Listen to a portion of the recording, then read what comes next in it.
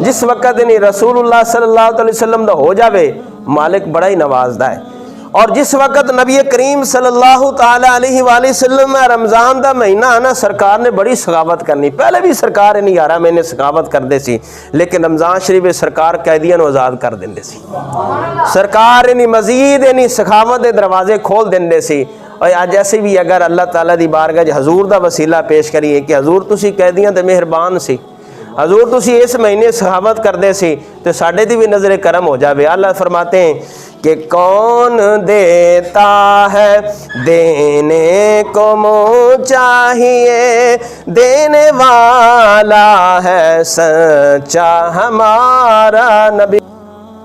اللہ تعالیٰ دی حمد و ثنا کے بعد آقا دو عالم صلی اللہ تعالیٰ علیہ وآلہ وسلم دی بارگاہ درود و سلام عرض کرنے کے بعد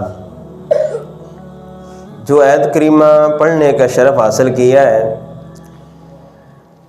یا ایھا الذین آمنوا کتب علیکم الصیام کما کتب علی الذین من قبلکم لعلکم تتقون سے لے کر ولعلکم تشکرون تک، کہ اے ایمان والو تم پر روزے فرض کیے گئے ہیں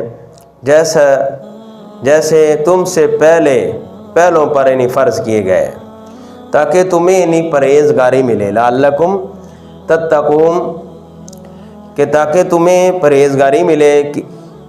ایام معدودات یہ گنتی دے دن ہے۔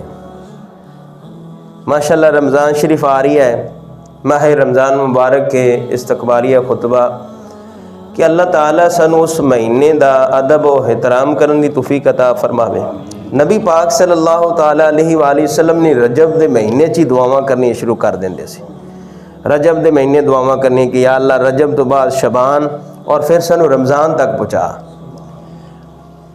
رمضان المبارک کی جو فضیلت ہے،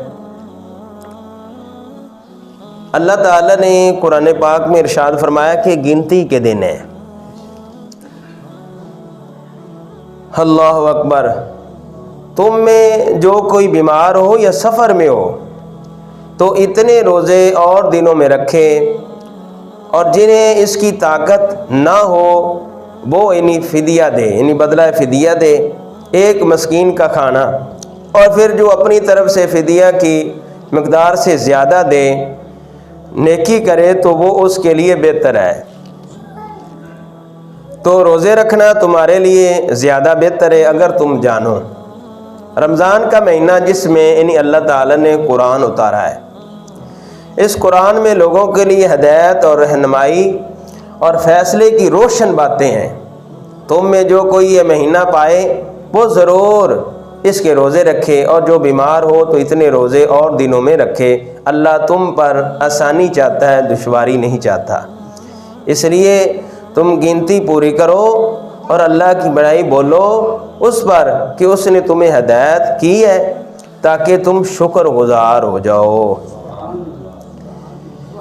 اس آیت میں وحدہ لا شریک نے ارشاد فرمایا اے ایمان والو۔ اس بات پر ذرا غور کریں،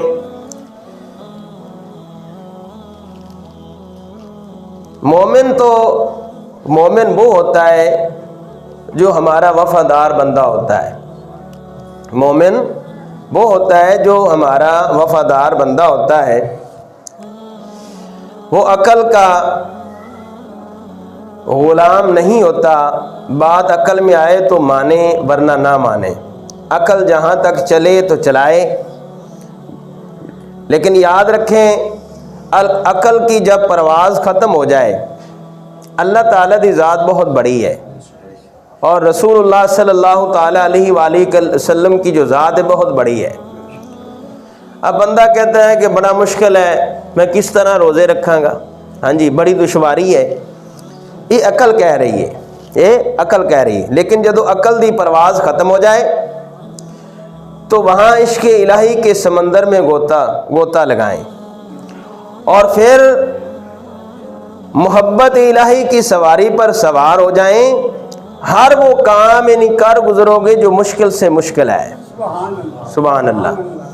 دیکھیں کہ کالج کے جو طلباء ہوتے ہیں وہ عقل کے گھوڑے دوڑاتے ہیں، لیکن جو فوجی یا پولیس یا مریض بغیر سوچے سمجھے اطاعت بجا لاتے ہیں اور سر تسلیم خم ہے۔ لفظ یہاں سے اللہ تعالیٰ نے اہل ایمان کی غفلت اور سستی کا پردہ چاک فرما دیا، فرمایا کہ جو ایمان والے ہیں وہ وفادار ہوتے ہیں، جو ایمان والے ہیں وہ وفادار ہوتے ہیں۔ فرمایا والذین آمنوا اشد حبا للہ، ایمان والے جب اپنے رب سے محبت کرتے ہیں ٹوٹ کر محبت کرتے ہیں، شدید محبت کرتے ہیں۔ والذین آمنوا اشد حبا للہ، کہ ایمان والے اپنے رب سے ٹوٹ